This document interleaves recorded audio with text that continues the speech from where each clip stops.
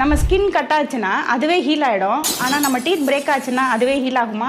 உங்கள் டீத்துக்குன்னு ஒரு super power இருக்குது. ஆனால் அது கொஞ்சம் லிமிட்டட் தான். டீத்தில் இருக்க எனாமலுக்கு ஏர்லி ஸ்டேஜ் டேமேஜ் ஆச்சுன்னா அதுக்கு ஒரு சான்ஸ் இருக்குது. சலைவா கால்சியம் ஃப்ளூரைட் ஹெல்ப் பண்ணும்போது ஸ்மால் மினரல் லாஸை ரிவர்ஸ் பண்ணி உங்கள் பல்லை ஸ்ட்ராங் பண்ண முடியும். அதனால தான் நாங்கள் சொல்கிறோம் ஏர்லி ஸ்டேஜ் கேவிட்டி டிடெக்ட் பண்ணுறது முக்கியம். ஆனால் உங்கள் பல்லில் ஒரு ஹோல் வந்ததுன்னா என்ன நடக்கும் தெரியுமா?